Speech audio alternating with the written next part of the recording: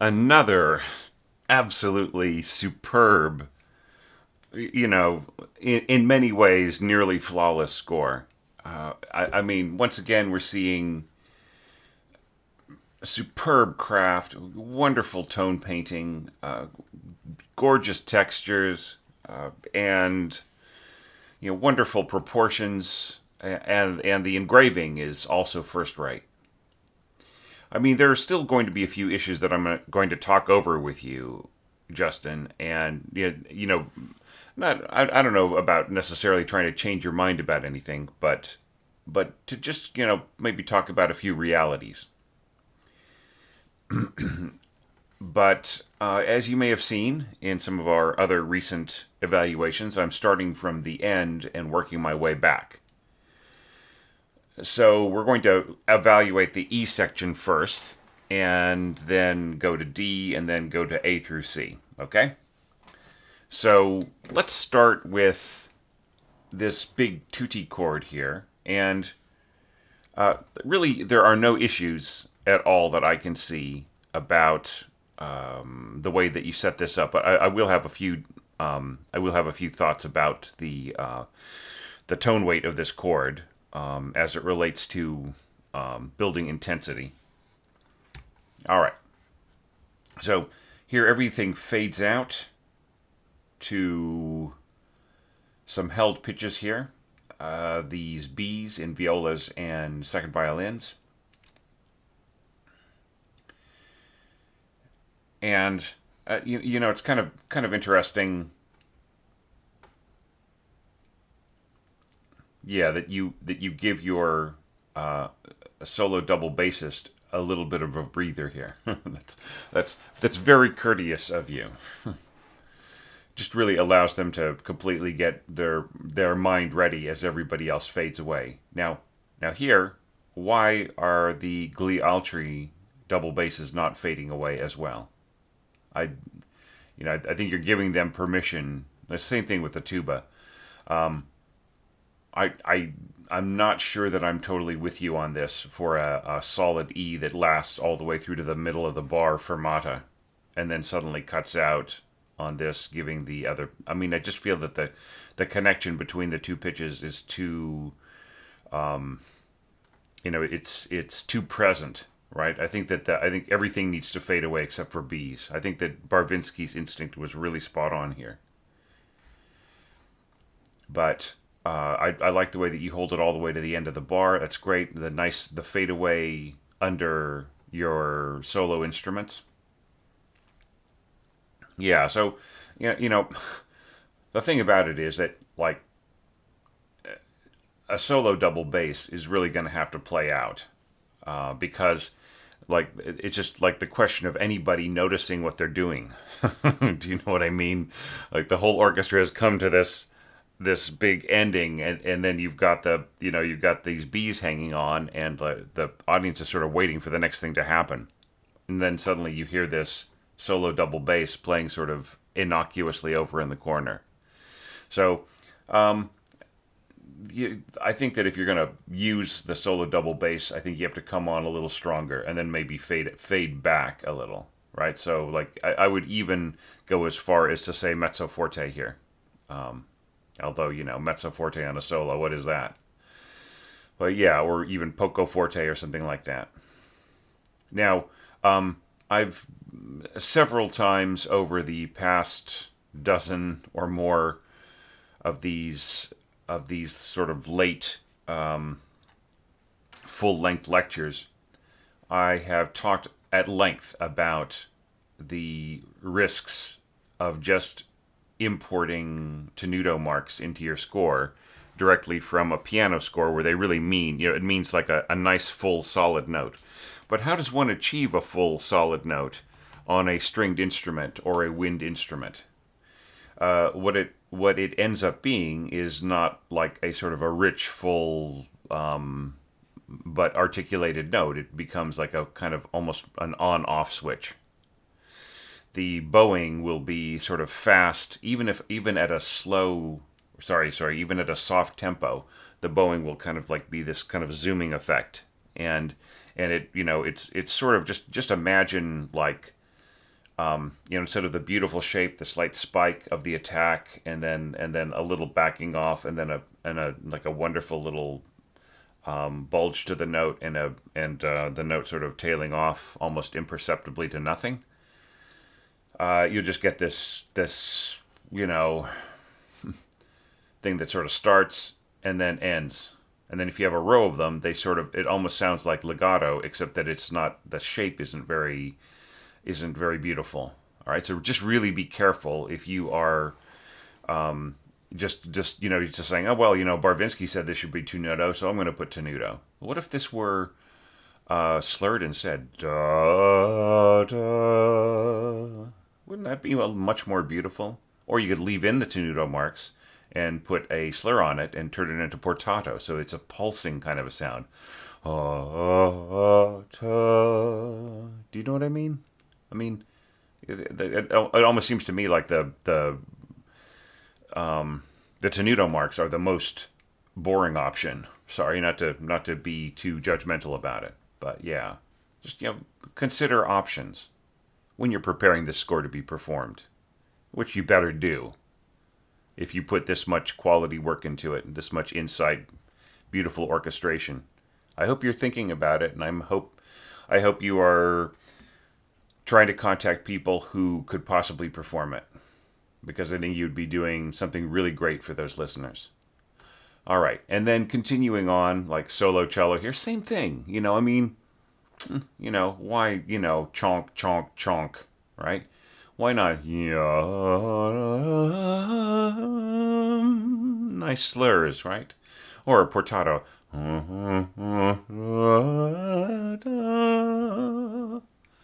Right, or even mezzo staccato. Do you know what I mean? Like, rethink your tenuto marks, please. All right, and then here, niente crescendo into pianissimo. You almost don't even need the niente mark, right? You could just mark this crescendo into pianissimo. The players know what to do. They don't need the niente mark. Seriously. All right, so I've said this again. I think people have heard me say it, and they just are not absorbing it. Niente should only, please, only ever use niente when it is an effect that can be heard for its own right, for its own, it shouldn't be fading in under somebody else who's doing something beautiful. All right? So if our whole focus is on this solo part, and this part is fading in beneath it, there is no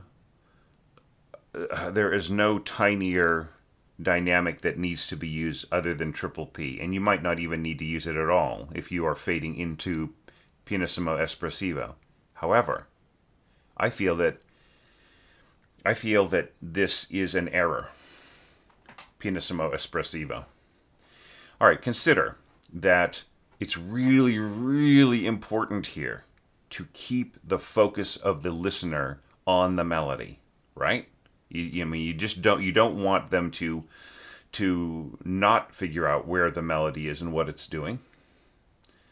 You really want people to be able to hear it and what it is and what it's doing. However, whenever the normal audience hears higher pitches during a lower melody, their focus will be on the higher pitches. And here you are not just marking them with the same dynamic, but you're telling the higher pitches to be expressive, and you're giving them a big bulge. What if you just said pianissimo, not espressivo, and you cut the bulge, cut the nuance here, and left it to your soloist, and cut this, and let this be piano, right? Then it makes sense to say triple P, crescendo to piano espressivo. And that way you keep this melody alive, you keep it firm, you keep it present in the listener's consciousness. And then the stuff on top,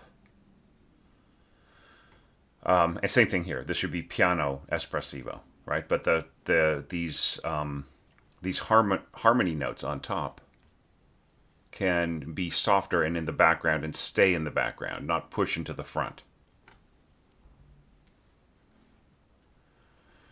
And then here you have this really beautiful stuff here on alto flute and bass clarinet. So, once again, I think that tenuto is like the most plain and unadorned and possibly uninteresting thing you could do with your articulation here. A slur, like just slurring those three notes, it just could be so gorgeous on alto flute. Just so much expression. Or tenuto. Ta, ta, ta, ta. You know what I mean? Or, but I mean, I prefer the slurs here. But, I just feel like it's almost, tenuto here is almost the opposite of espressivo. Do you know what I mean? It's just like, it's like pressing a button, doot, doot, doot. It's just like, and then you put them in a row, doot, doot, doot. It just kind of really just doesn't feel like they have any real kind of expressive subtlety to them, right? Okay. Lecture over. But it's a beautiful idea to put bass clarinet and alto flute in octaves like this. And what you end up with, perhaps unintentionally, is like almost a saxophone-like sound with a combination. It's a wonderful trick, really. But I would really think, like, throughout this page, you have created some problems here for your alto flute player. And as much as I would want to avoid dynamic mixing, I would still mark all of my alto flute parts here mezzo piano.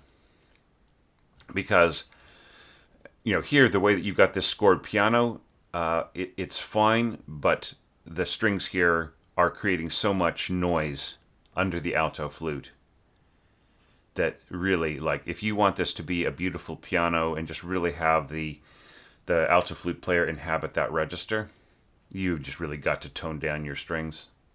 They would have to be pianissimo. But if you say, well, pianissimo is too soft, because then what do I do here? Well, I mean, you could go to triple P here and you could really, tone down everything. But maybe that's too small. So the solution is you just have to bring up the level of the alto flute. So, it's just the way that you have set this up. So, all right, well, we'll talk more about that later. But once again, and here, like, it seems to me like you get the fact that your winds need to be stronger than the accompaniment, right? So why so weak, to quote Uncle Roger? Why is this just so inconsequential? I don't feel this is enough strength in the melody, and especially when you're giving a surge to your accompaniment. Cut the surges in the accompaniment everywhere, and just let the melody be the one that surges. All right. Now the difference is right in here, and I think with all respect, you should put the Doloroso back in. Right? It's there for a reason. He wants people to feel sad. He is an angsty 18-year-old guy, living in a place that is actually beautiful and full of culture, but gets dissed a lot, he's got issues. Let's let him speak his issues here. You do not need to put in mezzo piano here in the middle. Okay? I would almost want you to surge to mezzo forte here, actually, if you're really going to push, which is not a bad idea. Here's the one place where I think tenuto might go really, really well. I think once again here, portato or slur, or mezzo staccato even could be fun. But you want dolce, right? So I would say slur is the best option, or portato maybe. But then right in here, I think that, like, first trombone playing like a row of tenuto marks here would actually be very, very cool. Just as long as we all push to something meaningful. I think mezzo piano is it's barely a twitch. Push to mezzo forte, really, and then go even further and put tenuto mark, like a tenuto mark here at the beginning of this bar, because you know what we need is the implied leap. Da da da ba, right? And that's the whole Doloroso thing. It is really just this, angsty thing. There's something about everything that's happened to him, at his young age that's just ripping him apart. We have to let that sing above, right? And especially the beautiful way that you've set it, with these descending clarinets. And you've allowed rather than slurring across it, as I've seen in some entries, you've allowed an articulation on the downbeat. So important here, right? So don't just let it become da da da da da da da ba. A beautiful diminuendo here. So yeah, if this were only mezzo piano in the middle, you wouldn't need to mention it, and you wouldn't need the piano dynamic at the end. However, mezzo piano is not enough. I humbly submit to you. I think you just got to push this, damn it, because this is your last moment to play anything loud, right? Like the rest of this is all going to be sort of softer dynamics, correct? See, look at this, pianist triple P fade in. That's exactly what you need here. That is all the force you need. Okay. All right, and then here we get into this ya da da da beautiful little octave here in the first flute and the alto flute. Now here, we were just going to assume that the alto flute is really not. With the balance of the clarinet and the bass clarinet and everything else, and no big push yet, it's okay to put the alto flute there, I would say, in terms of balance. So it's fine. It is actually, this is actually the pitch where I would actually put one of the clarinet players. But it's okay. You're using your clarinets for something else, and it's a beautiful color. And I love the little pianissimo tremolo right in here, and then the little push into the sound picture of the strings that start to take more and more of a role here with the doubling and the oboe and so on, and all of that other stuff. It's a little strange here. Triple P crescendo to piano by here, and then keep crescendoing. I guess that's all right. I kind of like to put my destination dynamic somewhere where I can see it at the end, rather than in the middle of a crescendo like this. But it's okay. I see what you're doing. You basically want everybody to crescendo to mezzo piano by the middle here, so it works fine with me. Okay, and then this will be pretty unified sound, really lush here. And then you're ending with your alto flute solo. So just really, if this is piano in the strings, you can hear it in the mock-up, right? That just it's a beautiful lush sound, and it's so beautiful and lush you can barely hear the overtones of the alto flute playing in here, right? Tone it down. If you want piano here, this has to be pianissimo. If you want piano here, this has to be mezzo piano, right? So just rethink. I see, here, you've even seen this. Diminuendo to pianissimo, and here you're going diminuendo back to piano, and then a little less. Don't get too fancy with this, dropping the dynamic in the middle of the hairpin thing, right? Use it once or twice, here and there, now and then, but don't go hog wild on it, all right? Okay.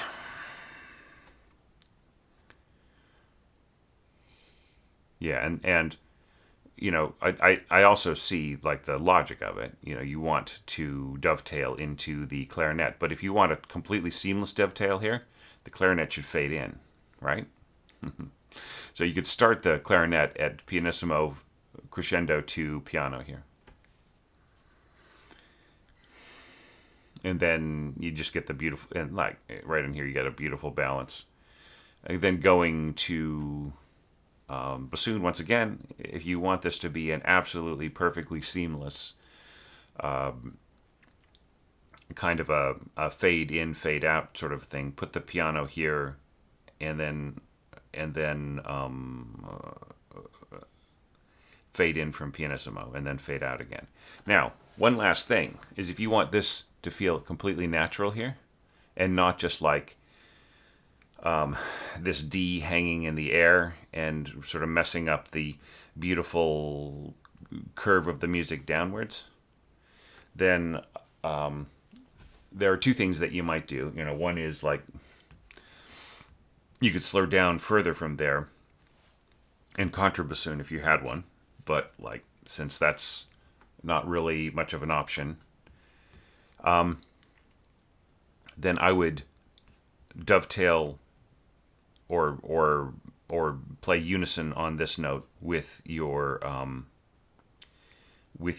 double basses and slur down to the G. And then I think you have a perfectly seamless journey downwards to the lowest G. Yeah, and once again, beautiful chord right in here. Is the little glockenspiel ting overkill? Have you made your point? Do you need to add just a little sprinkle of sugar on top? Some things to think about when you prepare this score, as I know you're doing for a performance, right? Well, maybe. But boy, what it would be like almost an injustice if this weren't performed. And now, back to D. All right, so, listening to the mock-up, the mock-up here sounds really more like almost like piano rather than triple P. Like, the character of these instruments at a really fine pianissimo, triple P, and so on, it just really has a different kind of quality. And I would say, with respect, your mock-up isn't really balancing things very well, right? So if these instruments really were playing at that fine of a sound, which, by the way, is an incredibly amazing sound, if you could just really get these instruments to play way down there would be absolutely no problem hearing this pizzicato in here. However, I still feel that there is potential here for the cascading octaves to have a little bit more character to them than just the plain pizzicato here. Did you consider something like maybe splitting your, like going divisi on your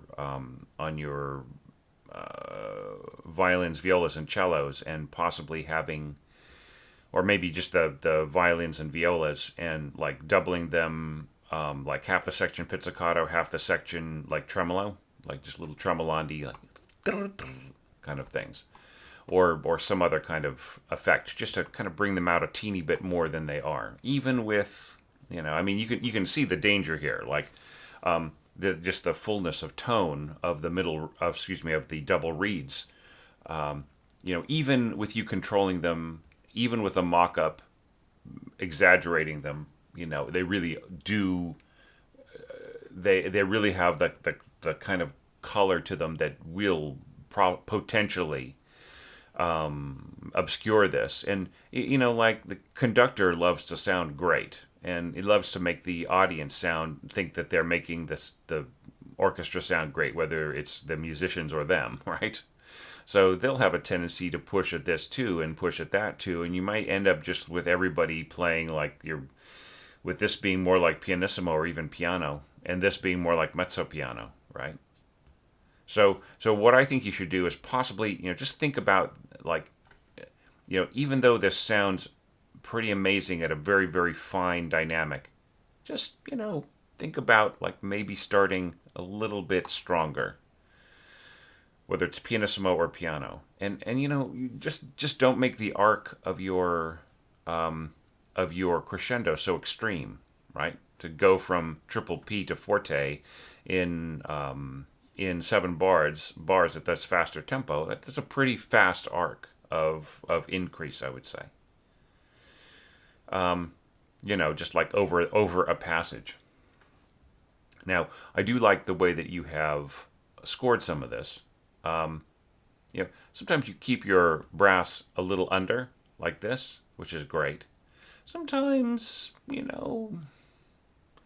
bassoons and trombones playing together at piano crescendo here, I think that the trombones win that fight, right? I think you could start your trombones pianissimo here too and get a better balance. And just like more of a blend rather than just trombones with a little bit of bassoon icing. But it's a lovely idea. Oboes and octaves, bassoons playing the little harmony below, and so on. I like how you're keeping true to a lot of Barvinsky's plan, right? And then here, just adding these colors here of the clarinet family to the melody, while you add the color of trombone to the middle voice. It's just a great idea. And then here you beef up your cascading octaves a little bit. So I'd say that, yeah, if you really want to just stick with piano crescendo here and all parts including the cascading octaves, the trombones really have to shut up a bit. I mean, especially if you're keeping everything down a little bit anyway, right?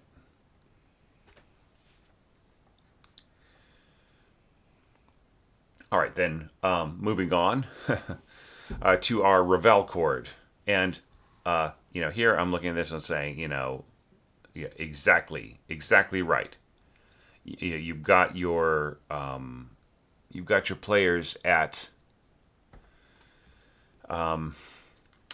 playing an octave here is extremely effective, and just leaving all of the harmony to the winds is just absolutely spot on. I mean, not unlike what some romantic composers might have done. And you just get the very stringy sound. Like I would say, like you just go back if you doubt my word about this in the past, go back, check out this section again in the mock-up. You'll hear right away the color of the strings lends itself to the winds.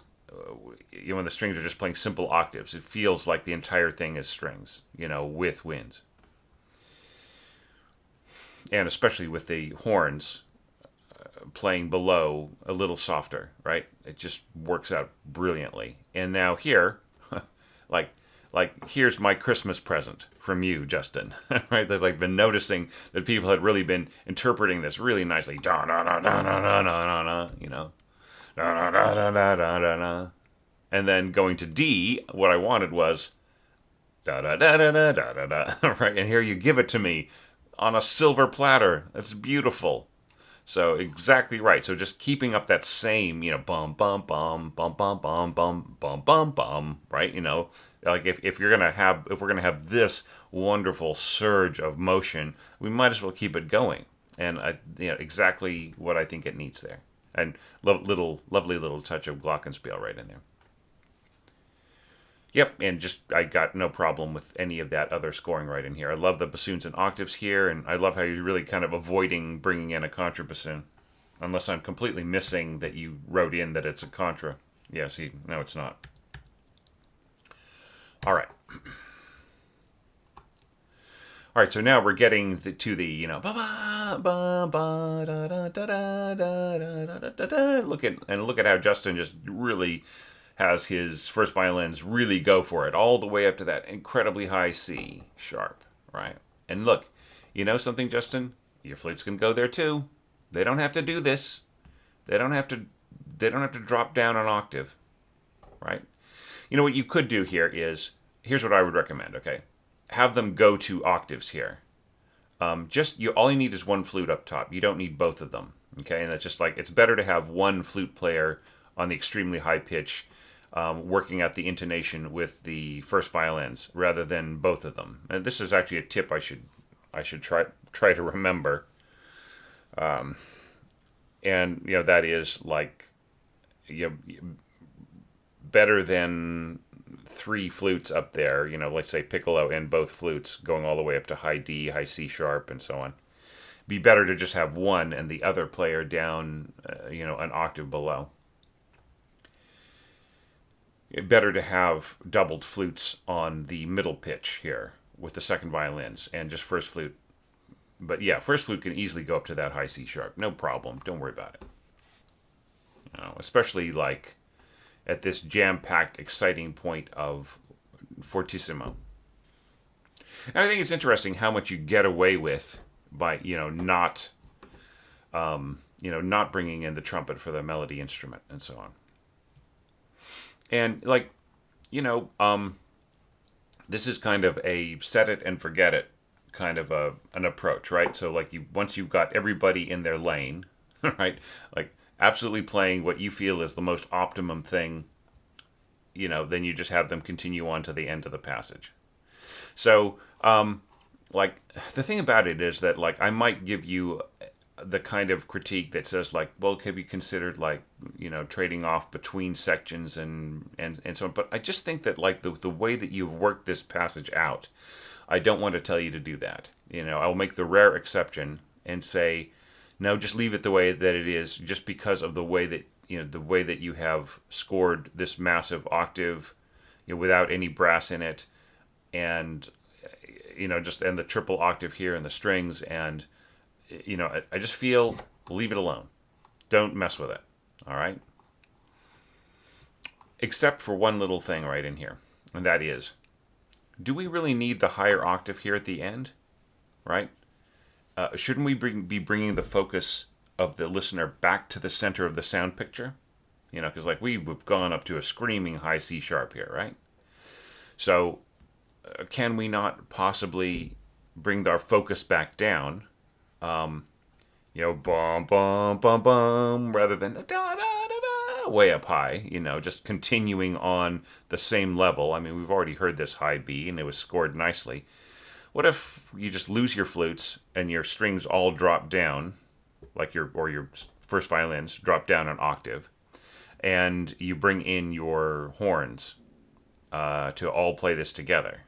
And the horns do not have to stop playing these repeated notes here. They can just go da da da da ba ba ba ba ba, right? But just giving the melody much more emphasis right in the center, so that we really have the feeling of weight, right? So it's one of the things with the allargando, which I think needs to happen a little earlier, right? There needs to be a dragging sensation, and here's where like tenuto staccato, just some kind of like the train is kind of jerking to a stop, kind of a thing. Yeah.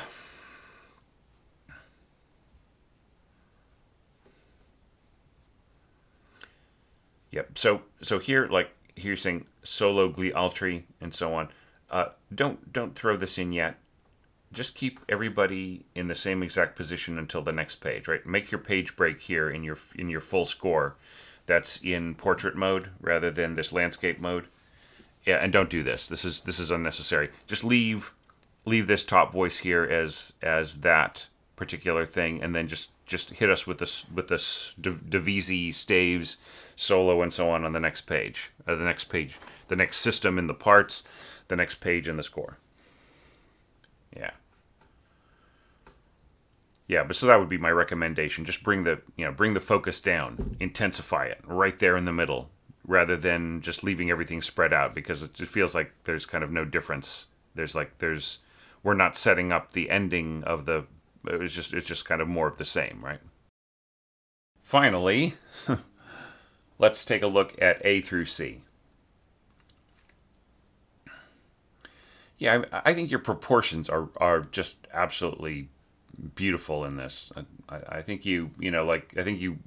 some of the things you could have done a little bit more complexly, but you're sort of letting the natural beauty of the instruments work for you and so on. And and just like certainly emotionally, I feel that everything is just spot on. All right, so let's just take it from the beginning and work our way through, and I'll have a few comments to make about different things as we go.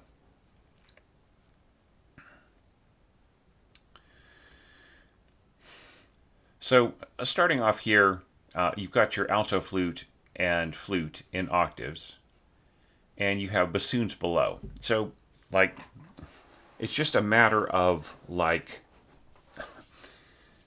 really making sure that whatever you score below the alto flute doesn't interfere with its timbre, right? So like how exceptional do you want that alto flute to sound?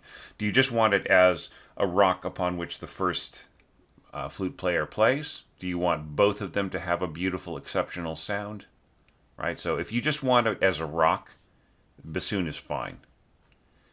If you want the exceptional flute, alto flute sound to come through more, then you're going to have to tone down the bassoon. I'm sorry. Like, you're just going to have to maybe make it pianissimo, or maybe choose a different instrument, like maybe cellos or bass clarinet and second clarinet, or some other kind of combination that really just does not get in the way sonically with the alto flute.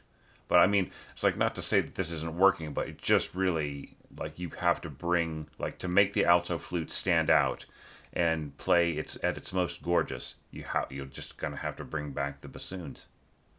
Now, I really like the way you bring in third bassoon here for that, that little extra voice below, and that all works great.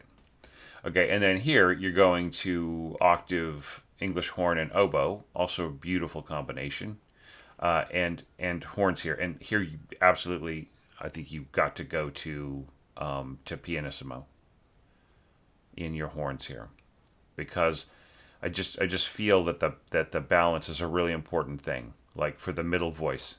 So like, same thing, alto flute here, English horn there. You cannot have it be stepped on, or else you lose the extraordinariness of that combination. And then of course, like, clarinets coming in here and so on. This is all fine. Consider a diminuendo to pianissimo rather than triple P, and leave the triple P to the brass, and then you get a beautiful balance here at the end.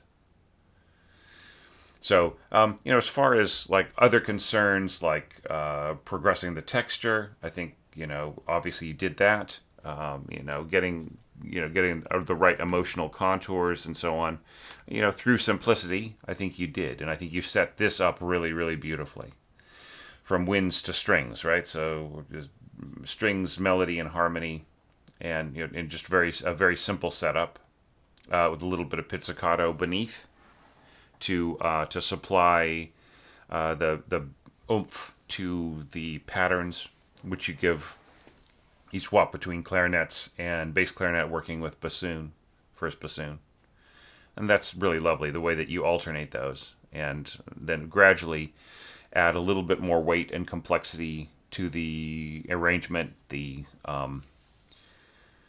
clarinets taking the middle voice, and the just more dedicated in bolstering what's going on in the strings here, and just a little touch of low third bassoon and so on. While those other instruments, first bassoon and bass clarinet, continue on with the patterning. So yeah, it's really logical, and it's really simple and beautiful, and it works. Now here, you do not need the dashed line for your crescendo, poco poco. In fact, you could just say poco poco crescendo. I think works better. And crescendo, putting the crescendo first is just sort of like a way of, just almost like if the players are speed reading, or speed sight reading, then that's great. But yeah, reduce horizontal distractions, right? I mean, we know that you're going to be playing pianissimo, and you're going to start getting louder. I mean, in a situation like this, it's almost like you could say, like, you just leave this blank and mark piano here, and then mezzo piano there. You kind of almost don't even need this. But in these other parts, and in the same thing here, like pianissimo, piano, mezzo piano, it's just simpler. But here in these other parts, I just say, just get rid of the dash line. We know crescendo, poco poco, we're going to end up like it's going to be a steady increase here. It's not like it's not like people are going to stop halfway through this bar and say, well, I did my crescendo. Oh, now I'm going to suddenly go to mezzo forte here. It's all implied. Anything that's implied, you can count on the player to get. Just leave it out, because it's almost like their eye can only take in so much before it just starts to tune things out, right? Especially if they are sight reading a ton of stuff, or reading like, let's say this was part of an orchestral reading or something like that. Just the simpler and the more straightforward you keep the information and the easier it is for them to read, then like the better results you get right off. It's almost as if they've been practicing it, right? And this is great, right? And coming in here, yeah, and just you balance your horns beautifully here, and this sort of pre-surge, right, and then backing off, dying off here in your winds and horns. It's really nice, and then you give an extra push with a little bit of a timpani roll underneath. Really great stuff in here. Flutes and oboes working together in that way, and continuing on with the octaves and the strings. It's really, really well done, Justin. Just top notch. And then like here, coming in with all of these low strings on the pattern. It doesn't feel too heavy. It's really, really nice. Horns and trumpets a little bit back in the sound picture, along with a little bit of help here from the double basses, and just a little bit of boom crash, right? Now look, I don't think you need this note, right? Like if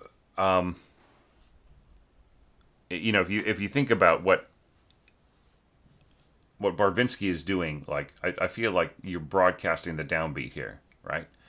And if you want to keep this more impressionist sounding, don't set up the downbeat so much, right? Because that's more of a romantic thing, kind of coming from a classical basis, right? And the impressionists are trying to get away from bum bum, trying to get away from any typical like 5/1 kind of stuff. But I mean, if you don't care about that, leave it in. Yeah, and this is just gorgeous. This fade out right in here, beautiful, beautiful. Okay, but one little problem, and that is we can barely hear what's going on here in the melody rising, because everybody's still too strong, right? Especially the winds.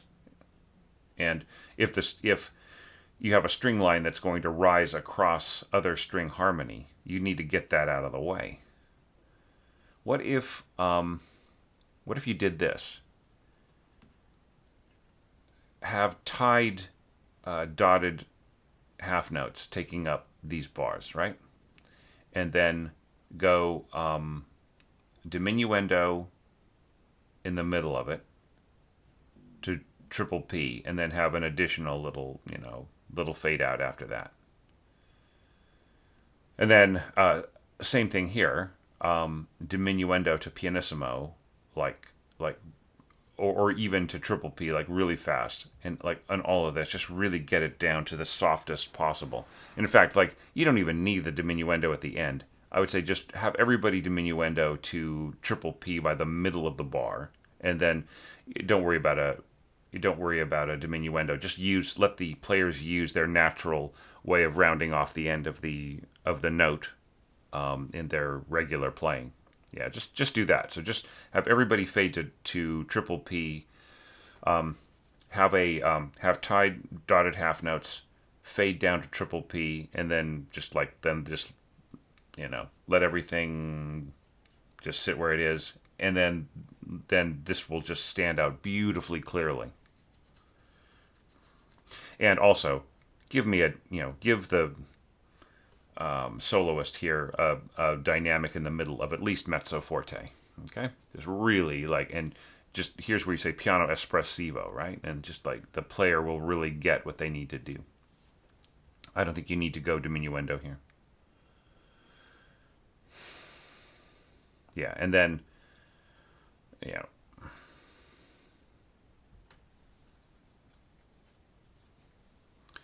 so if you're going unison to the tutti here, like you can mark it here, with tutti or tutti right in here. And then you don't need to mark unison in the solo part if it's just sort of an extension of the normal parts right in here. So what that does is it just means that the stand partner is going to go to the second part, right? It just helps them work it out, rather than the stand partner being like the stand-in concertmaster, which sort of shuffles around some of the divisi, right? So just, yeah. So I would just say tutti here, So that lets the player know and their stand partner, the assistant concertmaster, know that they're basically playing this now. Yeah. Okay. So I love this whole idea. Solo violin with a little bit of sweetening on the glockenspiel. It's lovely. And then the response in the clarinet family going up to the flutes and so on. And, with this tremolo right here. So great. It's amazing how delicate and gorgeous and everything you're getting, the effects you're achieving here without actually having any harp. That's brilliant. All right, so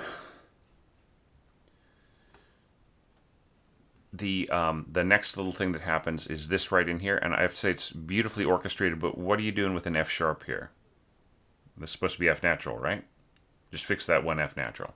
I mean, you can hear it in the mock-up, right? So if something was disturbing you about it, that's what it is. This is supposed to be F natural. And I like the way that you just you let go and just let the clarinet soloists do their thing and wander around, and then eventually light on C major 6/4 chord, right? Harmony. So, yeah, I mean, there have been a lot of entries that really kind of told told our wandering soloist their context in the entire sound picture, and kept giving them some guidance here. They don't need any guidance. I think that's the whole point of these wandering things. There must be some sort of wanderlust in the young Barvinsky, I imagine.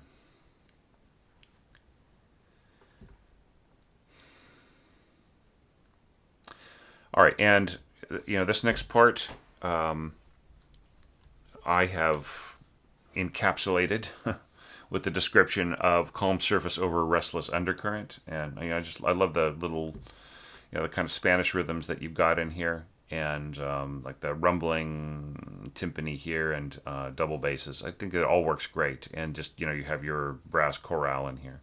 There's probably more little flurries and twitches and twitters that you could have brought into the sound picture, but I also like the simplicity here.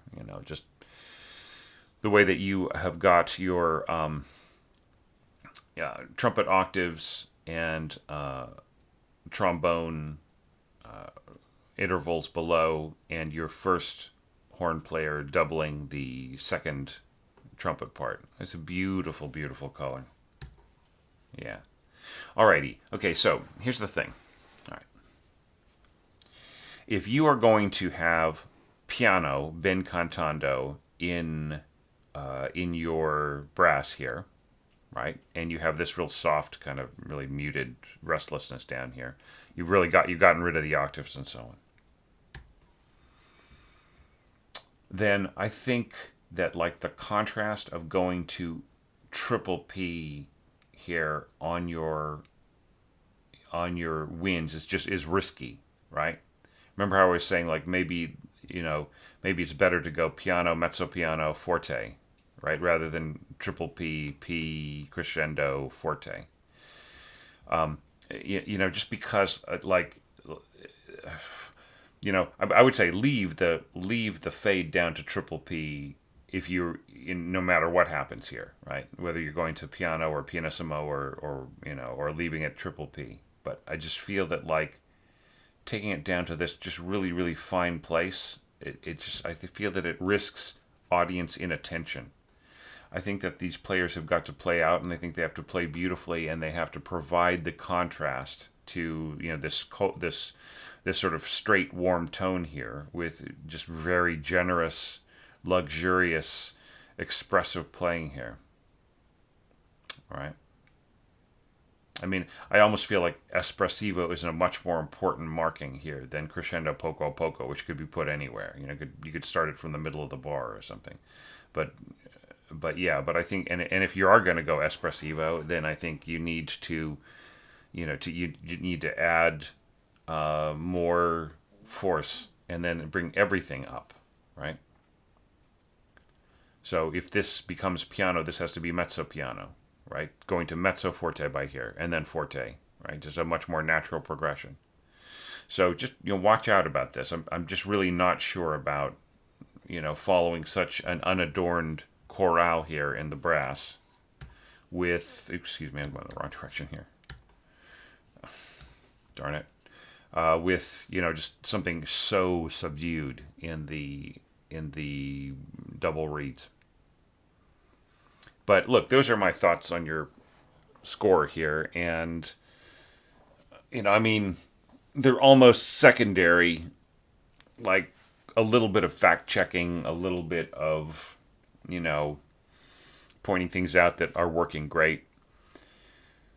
When it all comes down to it, you really didn't need a whole lot of coaching with this, but maybe just some perspective. And if that perspective I provided is useful, great. If it is useful enough to be used so that this gets a performance, then even better. And not to keep up that drum beat so much, but really it's I'm seeing so many of these scores here this late in the game that are pretty much ready to go to the stands. This one is pretty close, I would say. There's like a few little balance adjustments that I've suggested. But even if those hadn't been made, I'm sure that the players would find their way through what you've got and make their own adjustments, whether you liked it or not. You might find them playing louder or softer in places where I've made those suggestions just instinctively, because that's the way the orchestra balances better. Like I would think especially right in here.